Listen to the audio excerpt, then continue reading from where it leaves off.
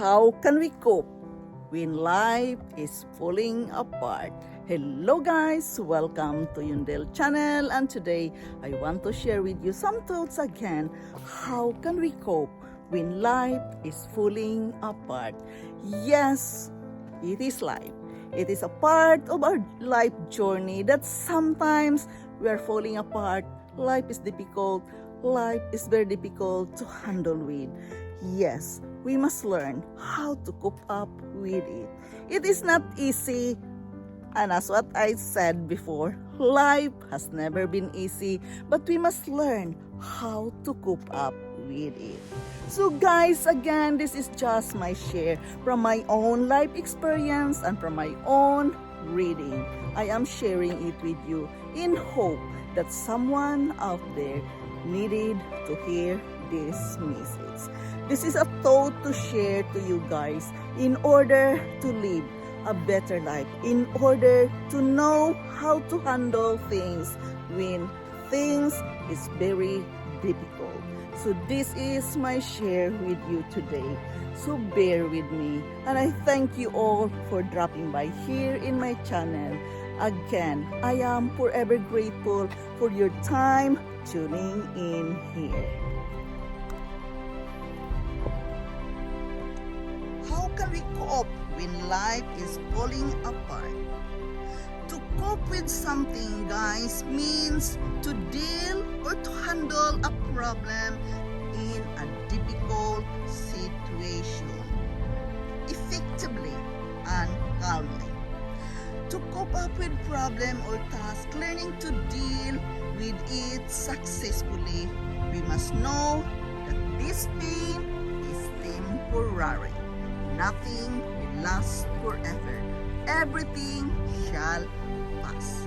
So guys, learn to envision life in the future.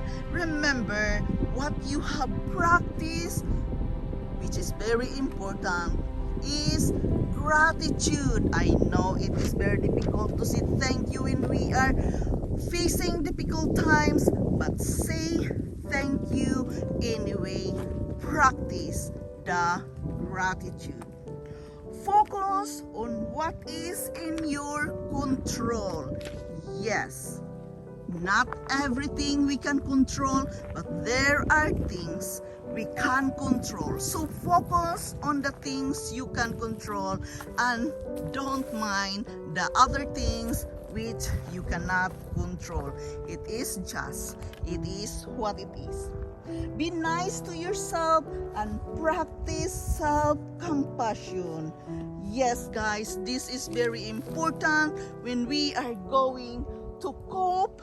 When life is falling apart, we must be nice to ourselves. Be kind to yourself and practice self-compassion. And you did a good work anyway, even it is very difficult. So it is very important that you know how to appreciate yourself. Ride on those emotional waves of feelings, because those emotional feelings, they just pass. It will pass away. It will not last forever. Think always, guys, that thing shall pass. Take a break. This may sound outrageous that we must take a break when we are having, difficulty, but this is very important, guys, to be aware. Take a break for a moment, but it is, about awareness again, that now it is time for me to take a break. Life is difficult. Life is falling apart. Take a moment to take a break, often as you can, in order to breathe properly. Get support from a psychologist or a therapist. Guys, this is very important to help us to cope up when life feels like falling apart. Try something new. I know this is very difficult, but guys, try something new when you want to, work with yourself, coping up a difficult situation. Make your goals visible. We all have goals. Try to work with it. Focus on tiny fixes. Don't focus on the big huge things which you cannot control. Focus on tiny fixes, things that you can, and not the things you cannot do anything with. So focus on tiny fixes. Speak and verbalize positive affirmation. Dear, I've been telling with you this many times. There we are again. Affirmation. You must write your own affirmation. Focus on it. Verbalize. Speak it loud. Take action and don't mock. Write in journal. Again, we are here again about journaling, documenting what we are feeling, what we are experiencing at the moment. This is very powerful that you can write what are your feelings. Guys, reach out to God. There you are again. If you believe in God, if you believe what you ever believing for, or even you believe in the universe, reach out. The universe has your back as well as God. So if you believe in God, reach out to God and claim and declare His promises. I always claim His promises and believe, guys, in Romans 8:28.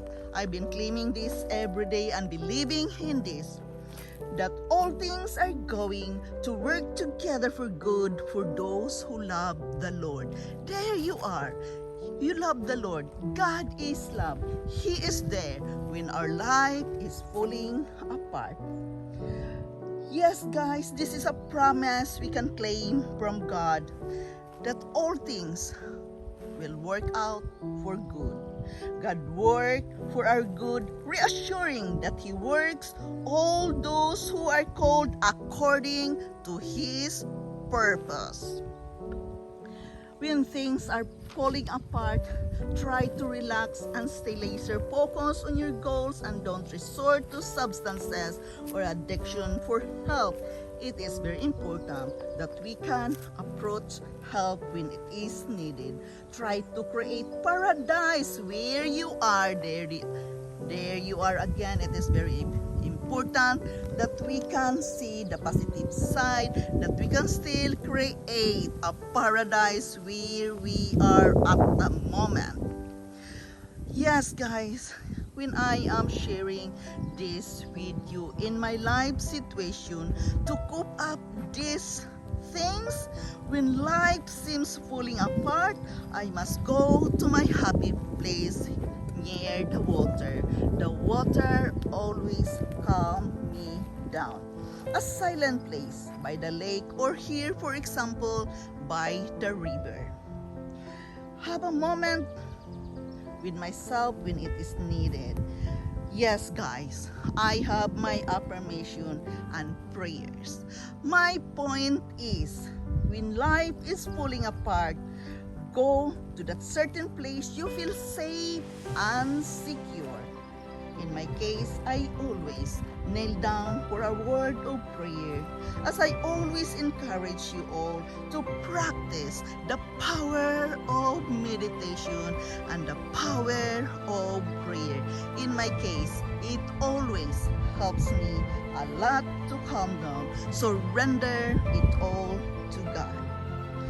Yes, no matter what, problems are there to be solved, and it is just a matter of time. The solution will come up. So guys, yes, a word of prayer, it always helps me when life is falling apart. Yes, guys, this is my share with you today. Life is not easy, as what I have been telling you. Therefore, I am sharing this with you, these thoughts every day from my own reading, and I am sharing it with you from my own life experience, because life is never easy. But we must always look at the other side of the situation. Yes, in my case, I need my happy place by the water, by the lake, to help me calm down and come into senses. guys, in my case, yes, a word of prayer, I always claim the promises of God in the Bible. Because it helps me, it gives me hope, and it keeps me going no matter how life is falling apart. This is my share with you today, guys. Find your happy place. Find a silent place where you can communicate with the universe you are believing, or with God. My holding point is with God. Therefore, when life is falling apart, coping up is just kneel down for a word of prayer. Thank you so much, guys, for watching again. I am forever grateful to each and every one of you for your time dropping here in my channel. I love you all and thank you so much. I love you all and bye-bye.